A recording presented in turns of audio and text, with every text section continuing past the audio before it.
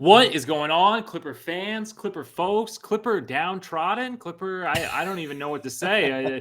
Rough back-to-back couple of games for the Clippers, but hey, it's me, William Updike. I'm here with you, along with your other two hosts of Clips and Dip. We have Adam Oslin, of course, and Charles Mockler. Fellas, how's it going after a rough couple of games for old Clipper Nation? I'm doing okay. I didn't have to answer anyone's calls like Adam did, but I was on the radio, which was fun. So I don't know, man. I've been reading so many of these tiebreaker scenario articles. Everyone's come out with one. Lucas Hahn wrote a great one over on 213 Hoops, but I don't know, man. I'm doing okay, I think. Adam, what about you? Not great over on this side. And we'll get into it. We'll get into why and the tough spot that the Clippers have now put themselves into after a rough Friday, Saturday back-to-back.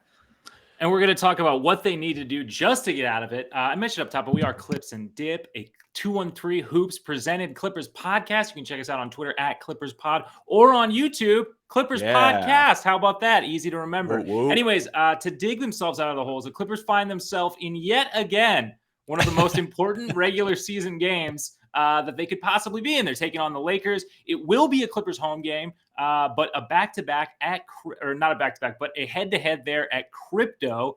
So we're going to talk about what the Clippers need to do. Things get very hairy if they lose this one. Yes. We're going to talk about that. And then we also took to Twitter to take some mailbag questions from y'all. So thanks so much to everybody who sent those in. We will be getting into those. And also we're going to talk a little bit about the new CBA that got signed. There's some really kind of interesting stuff going on in there. So we're going to break all that down. But let's lead in with the Clippers and the Lakers. Charles, where are we at? All right, so in the overview, the injury report, we're doing this on Monday night. The game's on Wednesday. The injury report isn't out for the Clippers yet, but I think we can safely assume no PG. Maybe no Marcus Morris? I don't know. No news on the health and safety protocols yet. Eric Gordon, I think, should play. The team didn't seem super worried about it, but I figured we could talk vibes a bit going into this game because it's kind of opposite for both these teams. We do get the Lakers on the second night of a back-to-back. LeBron is questionable for their game on Tuesday, so there's a chance he's maybe held out for that one, so he can be fresh versus the Clippers the next day. And the Clippers vibes are not good, but we're on 3 days rest. We're 3-0 this season. We have exactly 3 days rest. We own the tiebreaker over the Lakers, which is crucial because I think it's the only tiebreaker we actually own. Do we own the one? We own the one with the Warriors too, right? Currently, we do. because the Clippers have the better division record at the moment. Both teams still have games left to play, though, against the division. Obviously, the Clippers with the Lakers and the Suns. Yeah, so it's a little hairy. The best way I could... Well, let's talk about the vibes real quick. Do you guys agree with those vibes right now? The Clippers are kind of downtrodden, and the Lakers are getting some absurd into... And thing well for them since the All-Star break. I think they are. I wonder why. I think they are. Yep, they are tied for third in wins since the All-Star break with 13.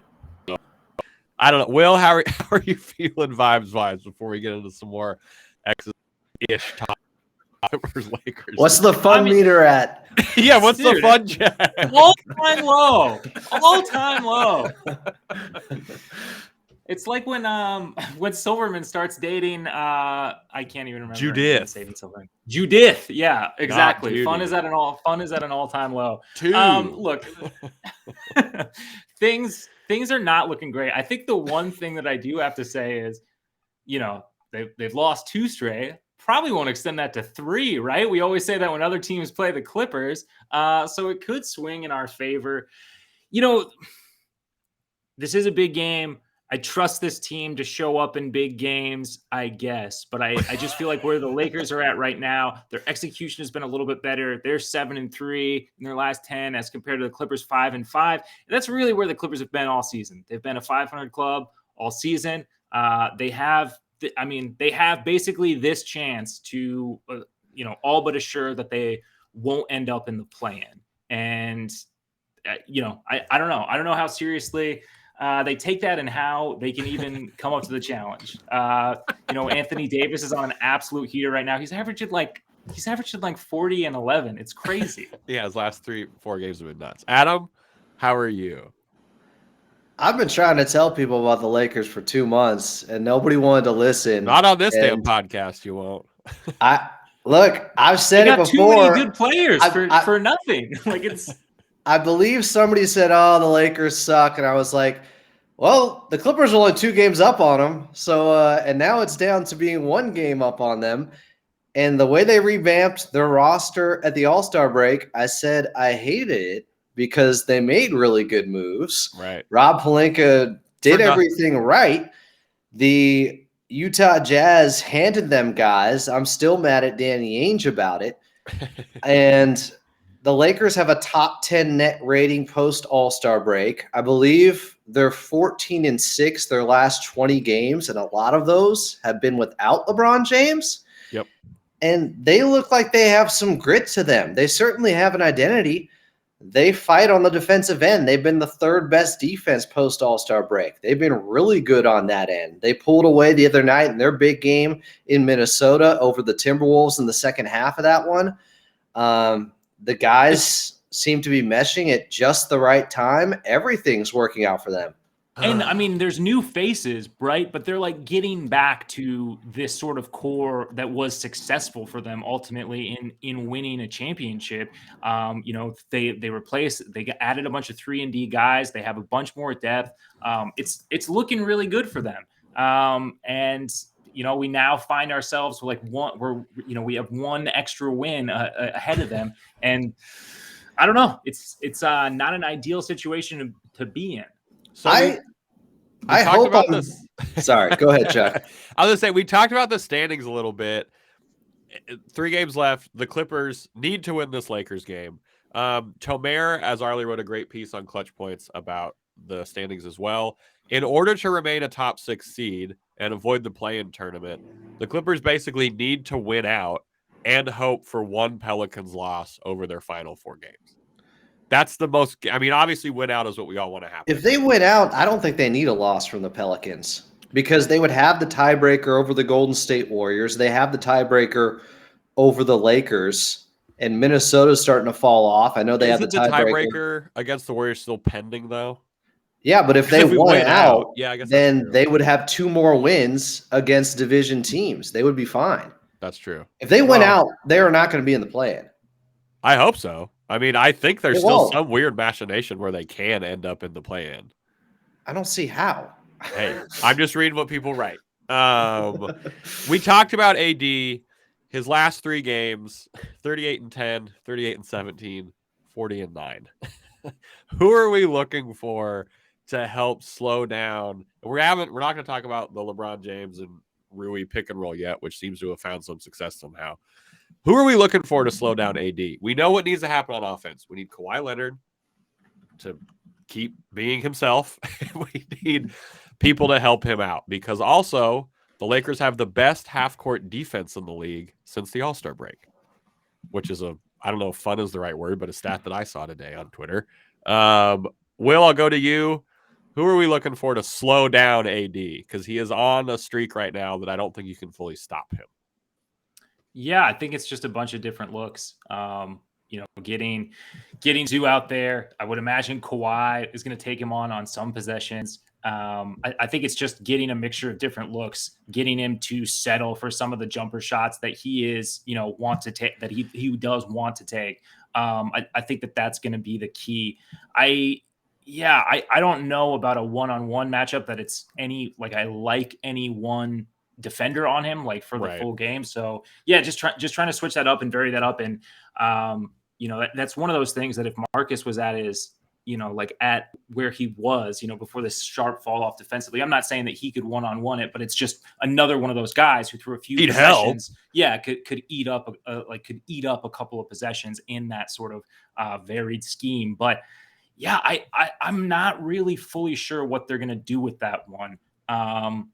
Because in this stretch, too, he's only taken 3 threes over the last 3 games during this stretch, which I have a feeling if you're a Lakers fan, you're like, maybe there's a correlation here for how well you're Oh no, playing. totally. I mean, it's leaning into what he's the best at. And so I just trying to throw off that rhythm is going to be an interesting sort of thing to deal with. Batum's physicality is going to be really interesting and fun to watch on AD because he guards. We've seen him kind of put Jokic in a bit of the torture chamber, the French torture chamber, when Batum's guarding you. So I think I'm hoping we see more of the same on AD. Adam, where are you leaning towards what we're hoping to see from the Clippers with AD? Ideally, he only gets 20 and 8, right? Like that's a win for the Clips. Zubats wrecked him that first game of the season where he had 5 blocks. Yeah. But Anthony Davis obviously playing at a different level now. He's had multiple stints throughout this year where he's looked as good as ever. And that's scary. Yeah, he hasn't scored less than 38 his last 3 games. Lakers obviously in Utah tomorrow night. The Jazz will have something to say about that, or maybe they won't. I don't know if they're going to go all out. Right? Markkanen did play the last game. Yeah, he was the first in player. Utah. There was a stat for Markkanen, and he's the first player to have like 200 threes and 100 dunks in a season ever. Something crazy like that. I don't know, just weird. Shout out to Lauri Markkanen for getting a lot better, I guess. Unique player. He's had a great season, but I expect Zubats to battle, and he hasn't had a dominant game recently when it comes to just cleaning the glass. And they've gone up against some teams who weren't the best matchups for him. 15 against the Grizzlies. That's not soft. No, that's true. I just haven't seen Steven Adams, those games against where he dominated smaller teams like the Golden State Warriors or the Toronto Raptors.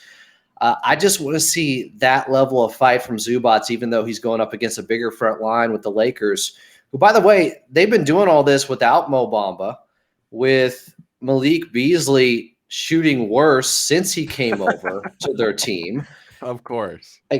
They have figured it out because they have a core that works really well together. And Austin Reeves has been playing out of his mind, or maybe not. Maybe he's just playing at a level of a young player who's coming into his own, and he's going to stay there because with him, a lot of free throw attempts. He's getting a lot of free throw attempts lately, which is the plus 400 on the season in the free throw category, where I think the next best team is around plus 200.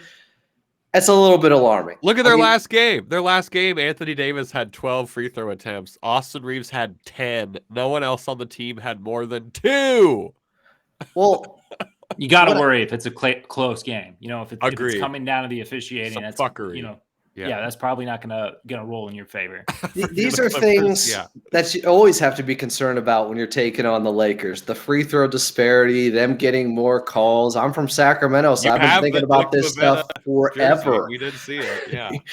And a plus 400, and they say that's like the widest margin that anybody over a season has had, I think, in NBA history. When it started, have you seen the graph from when it really started? After the Jason Tatum no call against Boston, right? Yes, when LeBron James, who I think when the refs apologize on Twitter. Great basketball player. The one where he like throws a tantrum on the court and he's like, like pounding his fists. I guess that's it worked. When the foul calls start. It did work. I mean, credit to them, I guess. What are we looking for? I brought this up on Twitter the other day at ClippersPod. If you're not following, is the Batum roller coaster a thing now? From outside shooting, it's been up and down. It's been feast or famine this year. But it's been a little feast or famine lately. And Russ is going to get his attempts. Kawhi's going to get his attempts. We need those guys to be efficient. But we need Batum to have a good Batum night. I'm not saying it's a bad thing, but it feels like. If you're depending on Batum offensively, you've done something wrong. I mean, the third guy, because we are right. Other than who in the starting 5 with PG out, other than Kawhi and Russ, who's our third option to score points? I don't think it's Batum. If Eric Gordon plays, I think Norman Powell should be the third option, but Eric Gordon could be in there as well. We still need Batum to hit his shots, though. You know what I'm saying? It's just been a little feast or famine. He had 2 shot attempts against the Pels. Right.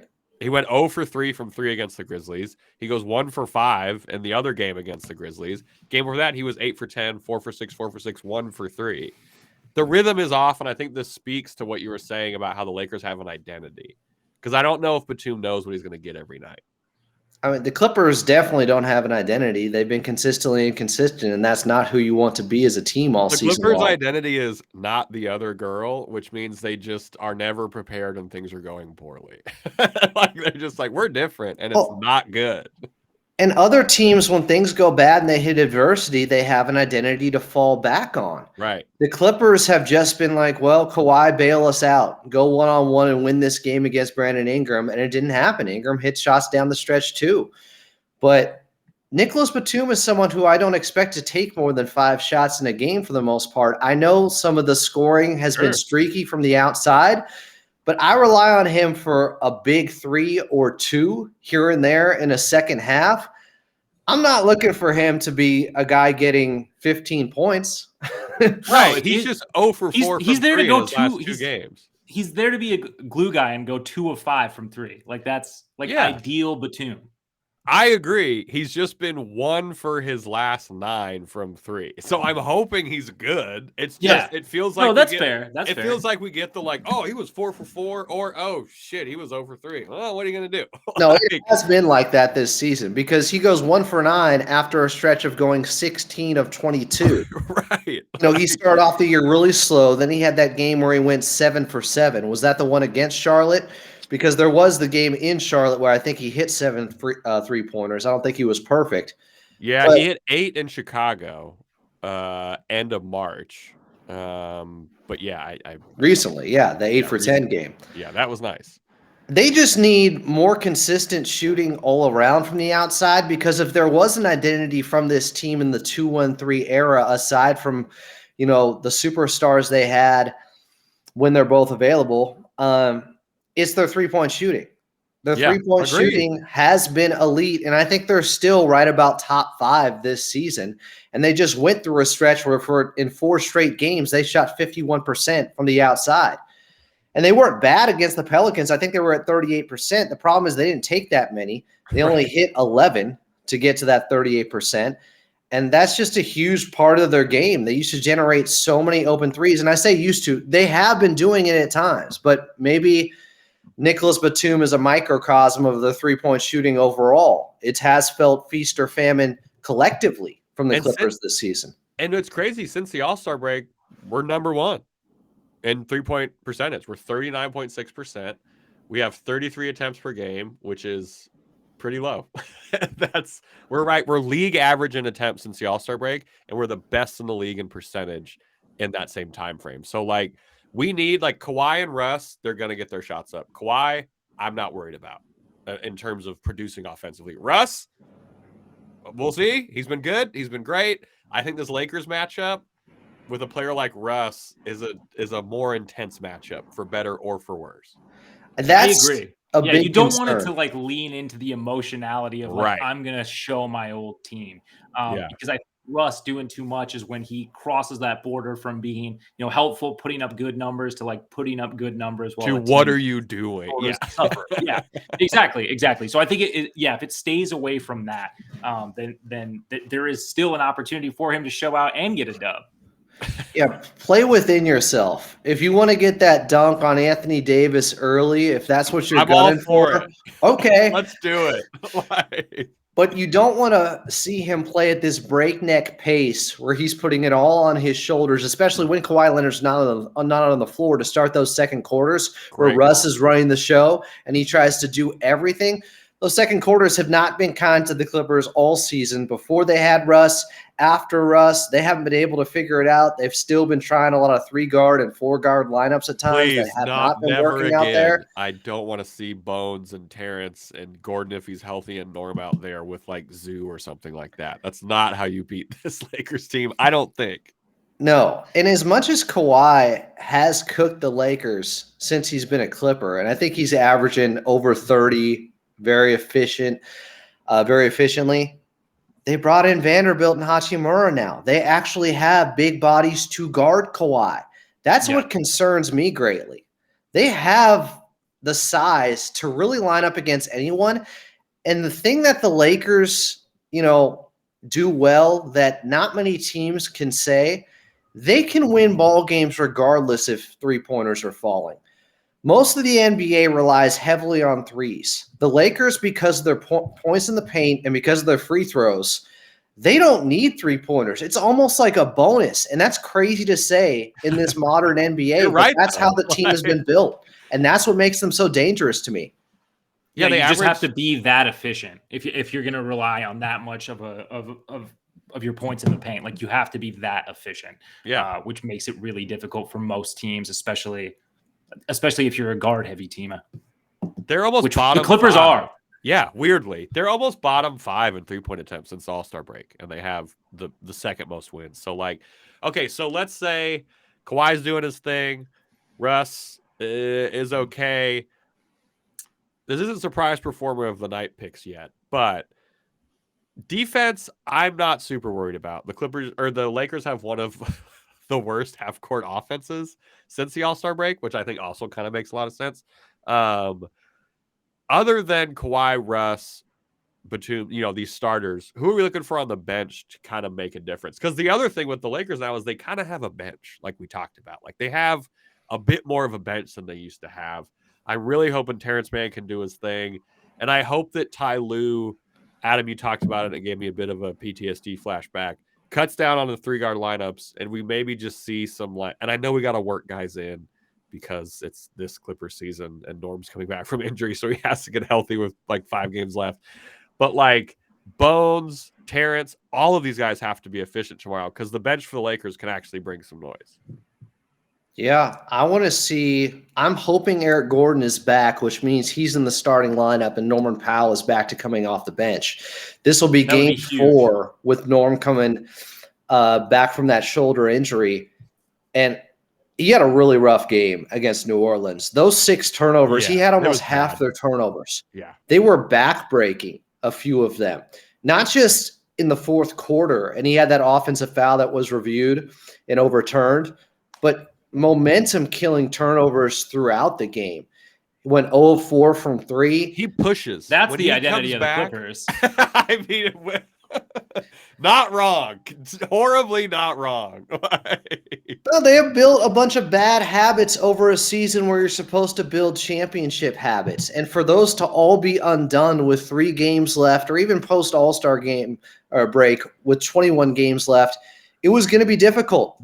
And they still fall into bad habits and bad tendencies for a team, like having way too many turnovers out there, which they do. You don't know what you're going to get from this team each and every night when it comes to taking care of the basketball. You know what was a funny clip that I saw from the podcast was Paul George apparently only keeps track of 2 stats when he is playing in game. And one of them is turnovers. And I'm just like, do you? Sometimes that's a lot to keep track of. He's getting 2 in his own head. It's going the wrong truly. way. It's just don't keep track of that, PG. It's fine. He's like, oh, no turnovers. Got to up that stat. I got to get more. Okay. We agree this is a must-win game. Yet again, we're going to say that for the next 3 game previews and in the playoffs. So who are the surprise performer of the night picks? Will, against the Lakers in the most crucial game of the season so far, who is your surprise performer of the night? Well, you already kind of talked about Terrence in the last segment. I'm going to say Bones is a guy I could really see kind of showing out in this matchup. A fan favorite moment? Just like a random ass, just absolutely. Bones had 28! I mean, I don't know about 20, but I think that he could be just the guy to get a couple of momentum threes and be able to speed things up if things hit a slog for the Clippers, especially in non-AD or non-LeBron minutes. Big stage for it's a big stage for a young guy too. He likes the stage. Absolutely. And this is like the big. It's so ironic, but this is the big version of both of the iterations of this team's matchup that we get. This is the one that means the most.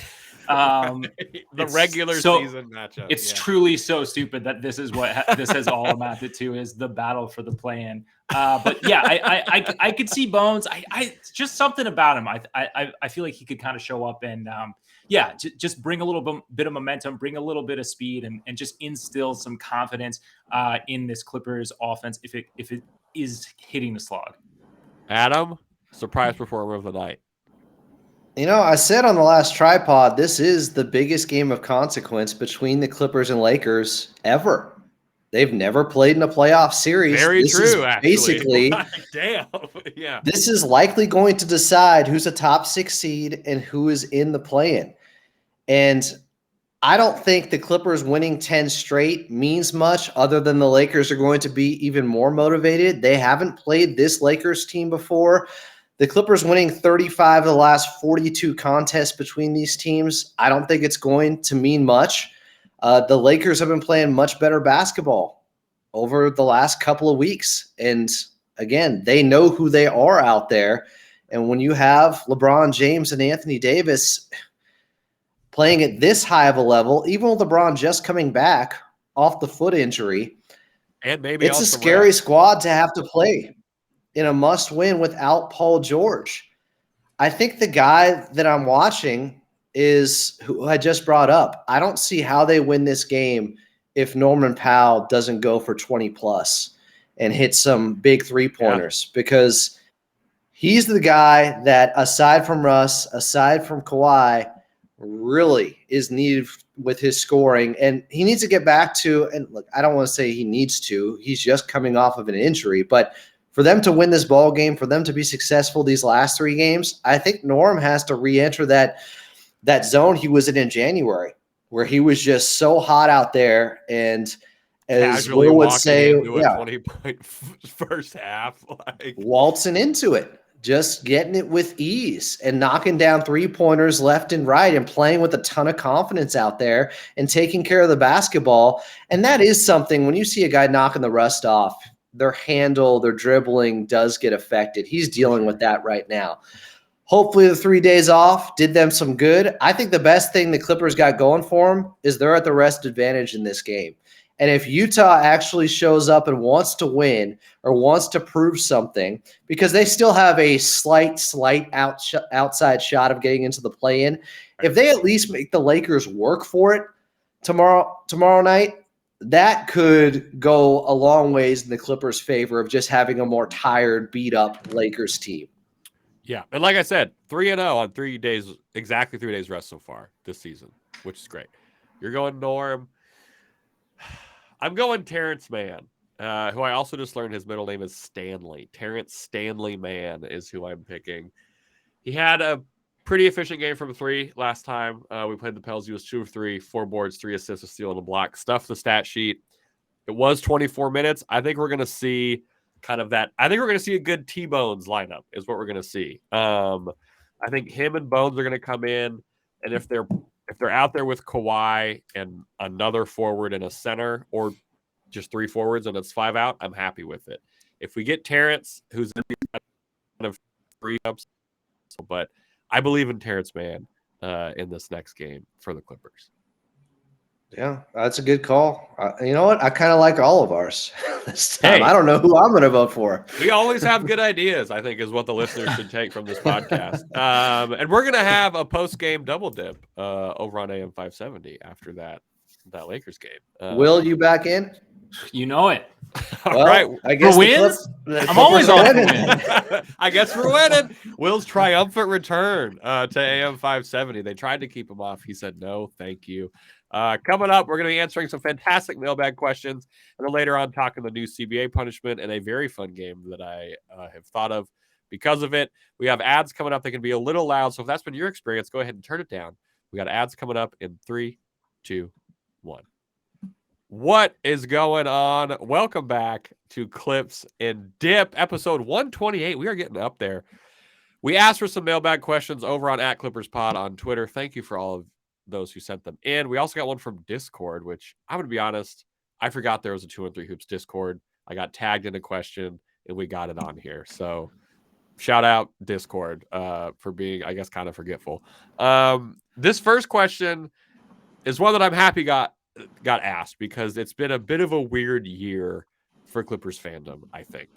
Mr. DJF Primal asks, do you guys consider the fans who aren't as happy about the current state of the team to be fake fans? Or do you consider them to be hard-nosed fans who hold the team at a higher level of play as expected? If so, which one do you guys consider yourselves? I want to start off by saying I think this is a shades of gray question as opposed to a black and white question.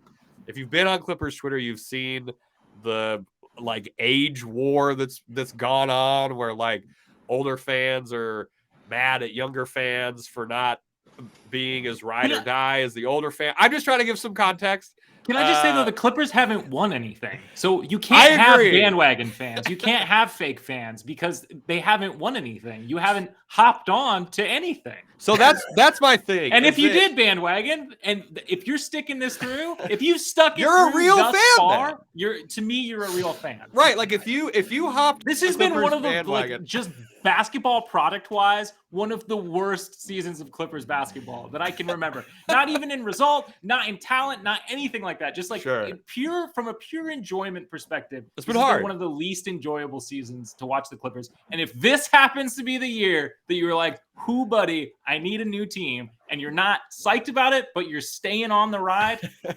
welcome. If you somehow joined the Clippers bandwagon the day that they make the trade for PG and Kawhi, you've still been around to see some heartbreak. You've seen some horrible shit. You've seen the bubble. You've seen us make a Western Conference final only to be heartbroken. Like, you've watched all of last year. I think this fan battle is like, it exhausts me. And I say that from a place, I'm from a state where there are 0 professional sports teams. There's none.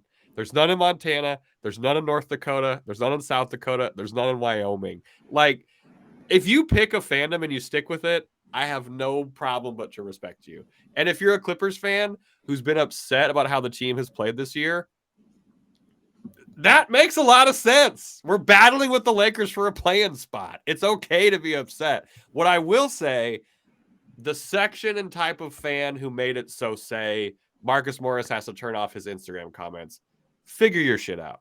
That is terrible. Adding people and saying like personal weird stuff. And like when Lakers fans were sending Russell Westbrook like diss tracks that they wrote, it blows my mind that people actually do that kind of thing. That whole group of people, figure out, you got bigger problems you got to figure out for yourself. But I think it makes total sense to have higher expectations for this Clippers team than maybe a play-in team. They have definitely underachieved this season so far to this point. For sure. It is without a doubt a fact. Just going off of Vegas odds, this was, if not one of the title contenders, they were a lot of people's favorites coming into this season. So to see them in a position like this, I told people not to pick them. You can put the injuries aside and just look at the fact that every game Kawhi has played in this season is still one more than he played in all of last year. And they ended up 42-40, right? This is a team this season that's going to end up with a worse record, even if they win the next 3, than the 2018-2019 Clippers, being led by Lou Williams, Montrezl Harrell, a little bit of Tobias Harris before he was traded, Patrick Beverley, Landry Shamet, Zubats, Danilo Gallinari, and those guys. So, yeah, it's been disappointing. And I think anyone that's not acknowledging that or just calling in, like I got this one caller, Morris in Long Beach, and I love him. And he does a lot of parodies. But he called in the other night and was like, isn't this exciting? This is what it's all about. Clippers having to win every game. And no, it's not. That's not what anybody wanted coming into this year. I said it. This could be the first season that they win 60 games when they have had 9 seasons where they had lost 60 games. And I expected Kawhi and Paul George to miss 20, 25 games. And even with that, we talked about this being the deepest team in the league, a team that was going to rely on its depth, play good defense like they did the first 7 games of the season. But guess what? You take out the first 7, look at the last 72, they're 19th defensively over that time. They're basically a bottom 10 defense. That is alarming. That is shocking. And I think it's fair to point these things out. Putting away wins when Kawhi has 40. Yeah, right. Like, there's issues with this team. So I think this question from Primal is like, I guess I would consider myself the middle of the road between these two extremes. Like, yeah, I'm an older fan, and I know that this team has been dog shit for its history for the most part because of a horrible owner. Now we have a good owner. Now the expectations are high. I want to win a championship. Yeah. That's what we're supposed to do. I Like, think it's okay. it's not like Donald Sterling still owns the team, right? Like, we can have new expectations, higher expectations with a guy who cares about the product on the court. Just because they haven't won a championship yet doesn't mean you can't have championship level standards, because that is the entire goal of bringing in Kawhi and Paul George. That's it. So anything less than that, we said it coming into the season, was going to be disappointing. Anything less is a bust. Now, it still depended on context, but right now, I think they have had enough quality guys on this roster to not be in a position where they're fighting just to stay out of the play-in. They have definitely underperformed. Will, where do you stand here? Oh, I mean, they've absolutely underperformed. Look, they've had some injuries. It's been a lot better. It's been a lot better this year. Every team has injuries. Like, there's a million ifs and buts, but other teams get it done every single night, like with stars in and out of the lineup, and the Clippers just haven't really been able to capitalize that. And there's been a bunch of factors, obviously, and looking at things post trade deadline just makes things even murkier, because I feel like in the Western Conference, a conference that was already struggling really compared to the East, it was kind of the year of like the ammo up. I mean, like almost every team made some sort of massive, like cataclysmic move, and you're seeing it work for some teams, like the Wolves, certainly the Lakers, and really backfire for some other teams in the Mavericks, and still TBD with the Suns, but it's that context, I guess, makes it a little bit interesting, because you are looking at a little bit different of a Western Conference. And, this conference all year, for whatever reason, has not been as strong as it historically has been. But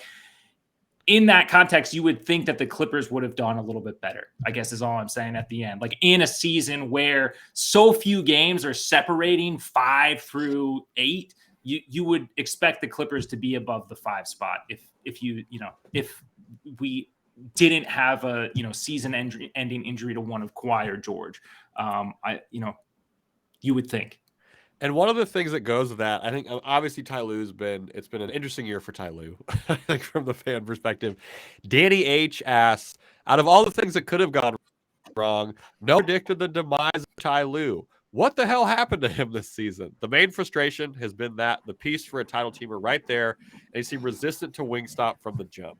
So I don't know if it's a demise of Ty Lue, but I agree that I don't think a lot of us would have thought that a lot of the issue, or that some of the issues so far this season, seem to be due to Ty Lue's decision making. I'm not pinning the whole thing on him.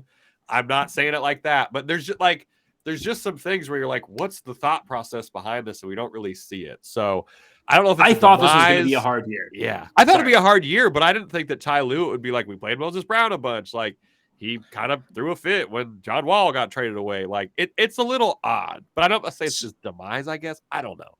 I thought it'd be a hard job, but right. I thought he would be able to navigate it better than it has gone. And it's not all on him, of course, but I think we're all coming from the perspective of, we're going to get playoff Ty Lue in the regular season, where he's pushing all the right buttons because they have all this depth, and he's going to use guys and put them in spots to succeed each and every night. It could be different guys out there, but he's going to keep guys in rhythm. He's going to keep them involved. He's going to let them know what their roles are, and they're going to figure out a way in those games without Kawhi and Paul George to rise up and win anyways. And it hasn't turned out that way. Yeah, I said in our season preview, like our first episode, this is going to be the hardest year I think that Ty Lue has ever had to coach. And I said that because of the depth, because of the guys kind of begging for minutes, and how many sort of arguments there are for different lineups.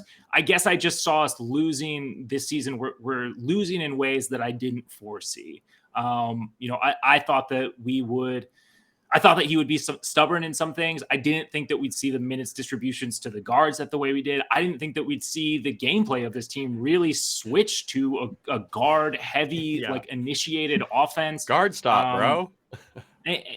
And I mean, you gotta wonder too. You gotta wonder too. Just like, I mean, we're probably gonna like.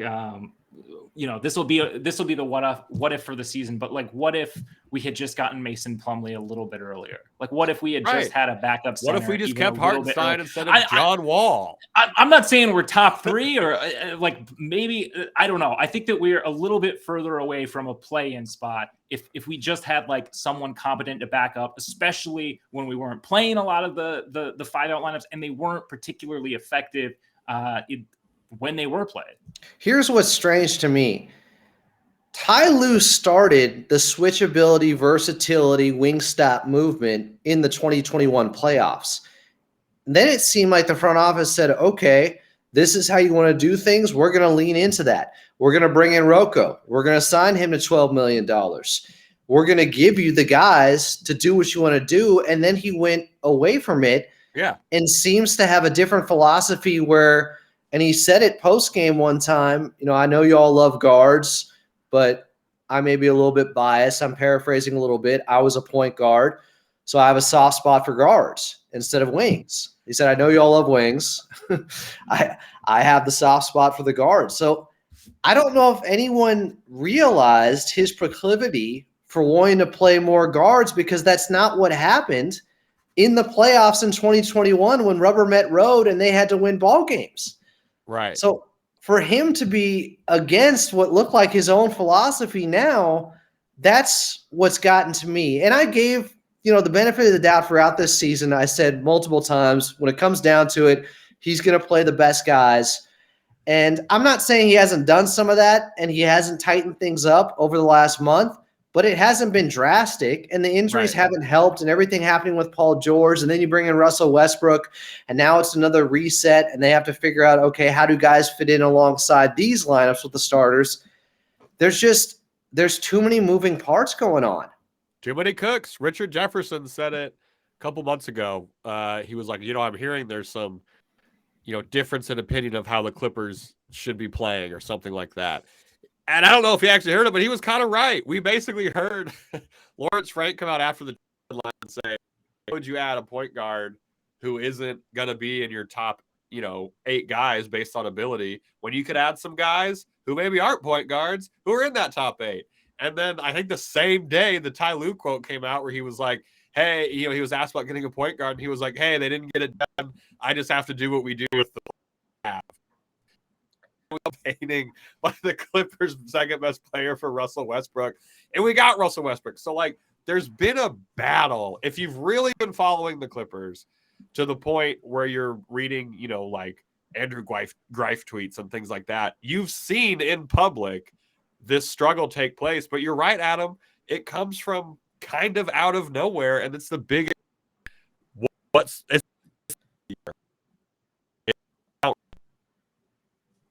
My guess is the reason they didn't have a season backup big to start the season was, you're going to lean on Rocco a lot and play in the 5, and you're going to have him and Batum playing the 5 a lot. You're going to go small.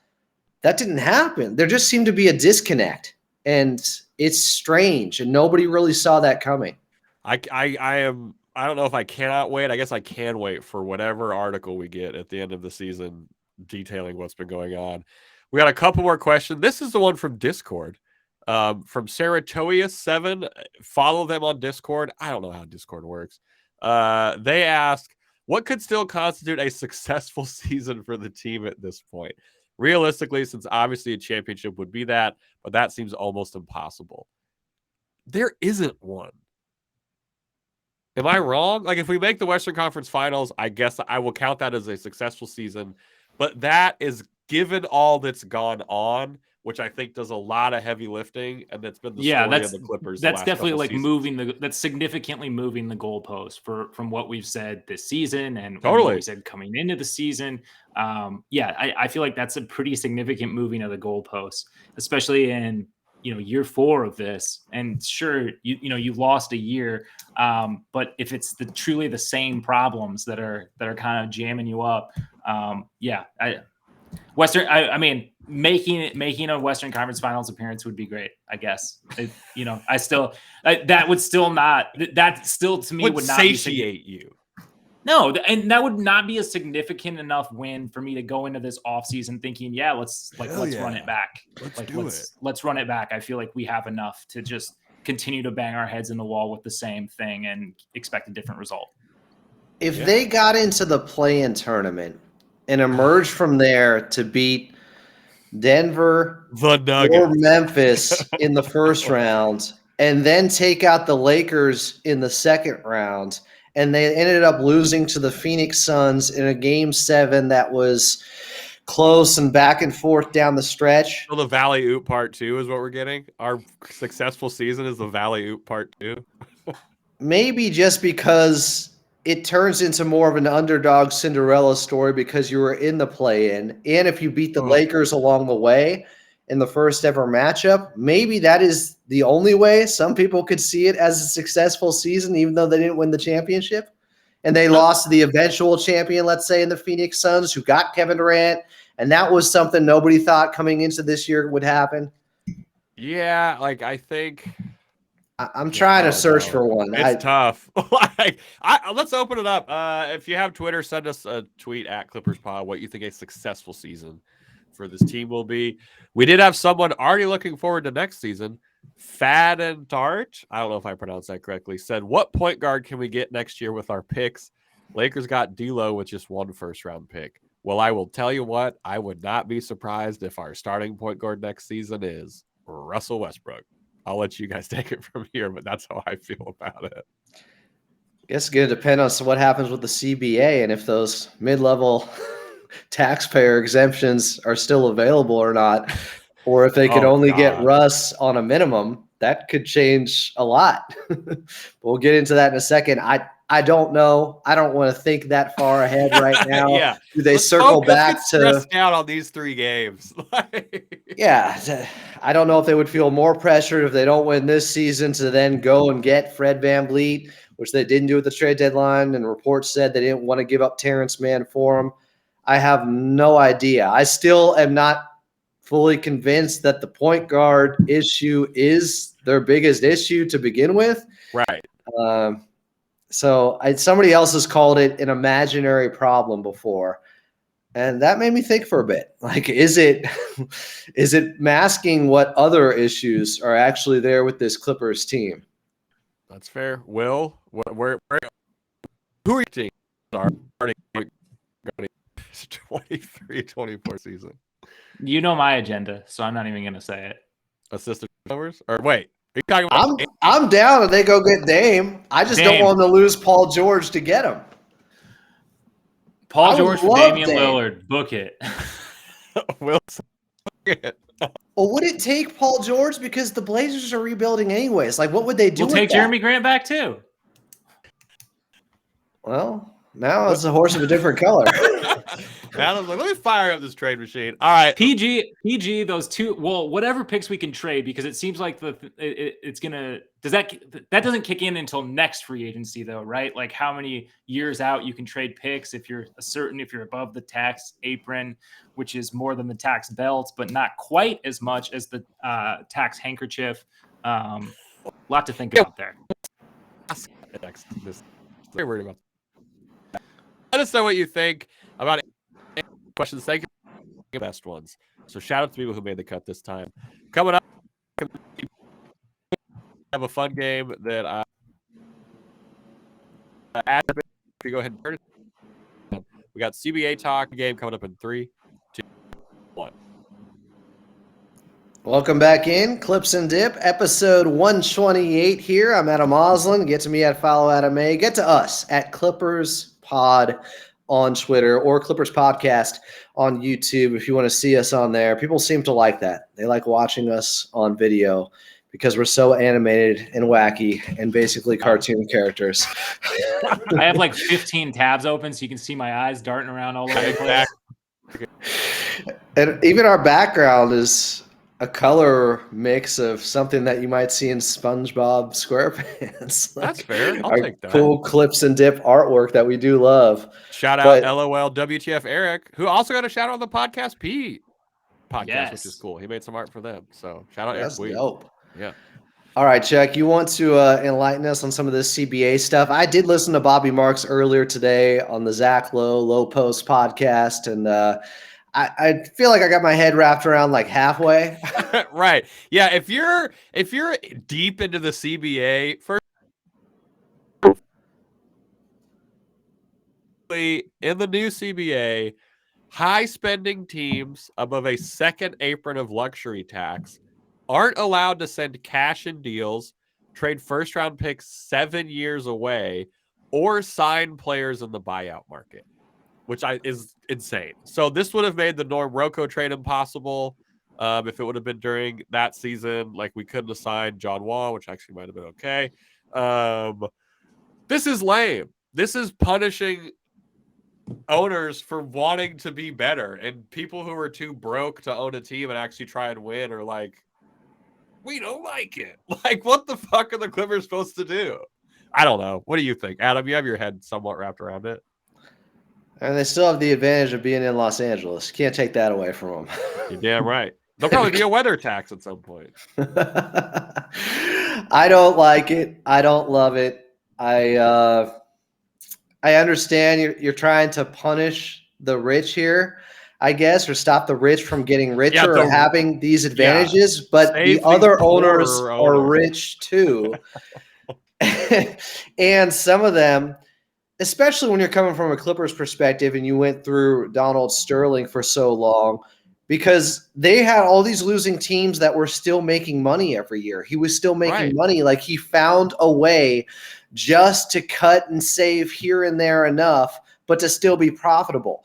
The and Oakland that was A's miserable were the for fans. most profitable baseball franchise last season because their owner paid the whole team like $20 million collectively and just didn't give a shit. Yeah, I think it's a better league when teams are competing against one. I think they're trying to see it as, well, we can't just do away with some of these owners that are never going to spend. So we're going to bring back and reel back in some of the big spenders to create a more even playing field. And there's revenue sharing for teams, so it's like it's so backwards. Yeah, and it's not just affecting the Clippers, obviously. The Brooklyn Nets, the Golden State Warriors, the Dallas Mavericks, these teams that have been willing to deal with all the tax penalties over the years for the sake of winning. But yeah, it's rough seeing it now that the Clippers especially have the richest owner in North American sports, and they want to implement something like this. I guess the good news is it is going to be more of a slow rollout. Nothing is finalized yet. Also, nothing is in writing completely. So this summer could turn into an absolute arms race of teams trying to make sure they spend before some of these penalties come down. Will, friend of the billionaire, how do you feel about these new CBA things? Oh, Will, I think you're muted. I'm just surprised all the governors agreed to this. Like, maybe there's just enough broke billionaires out there to really push this through. But it's just, I mean, I think it's asinine. Obviously, I would probably feel different if I was in a market like OKC or something like that. But at the end of the day, the owner only has $400 million, so we should look out for the OKC owner. Yeah, exactly. Yeah, I don't know. These people have an unspendable amount of money, so I don't get, like, just spending on the sport team. Continue to print money. What NBA teams are currently losing money? I don't know. I would guess maybe the Clippers. Does one? Let me see. Cavs? Talk amongst yourselves. I gotta dig in on this. Go ahead, Adam. The other thing Zach Lowe brought up is, at some point, you might start, because they want the hard cap. They can't get the hard cap, so they put it in these penalties and the second apron or umbrella or whatever the hell it's called, bib.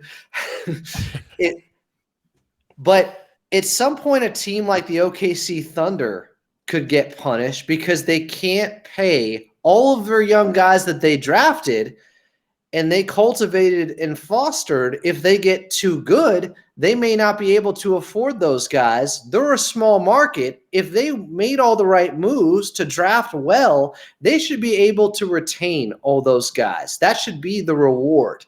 Sure. Like, it's one thing to punish teams from going out and bringing in Kevin Durant, which was a fluke for the Golden State Warriors because the salary cap jumped 30%, or just any team going out and bringing in a third star or something like that. It's another to punish homegrown talent and in small markets, which could end up happening eventually if things keep leaning this way.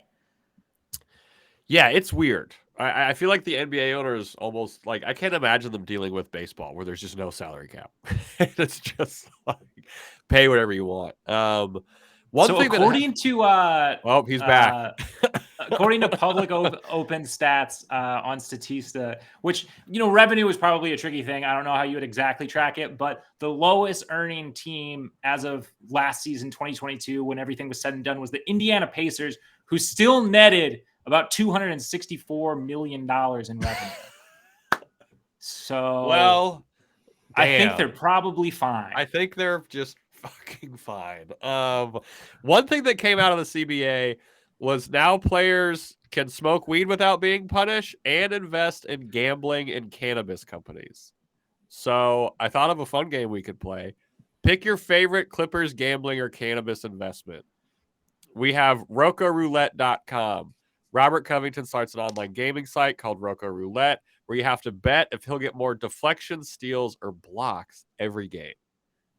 Second option, we have Zoopax, Zubot's new cannabis company, where every strain is named after him. You got Avitsa Kush, Zooey Gooey, and Girl Scout Zookie.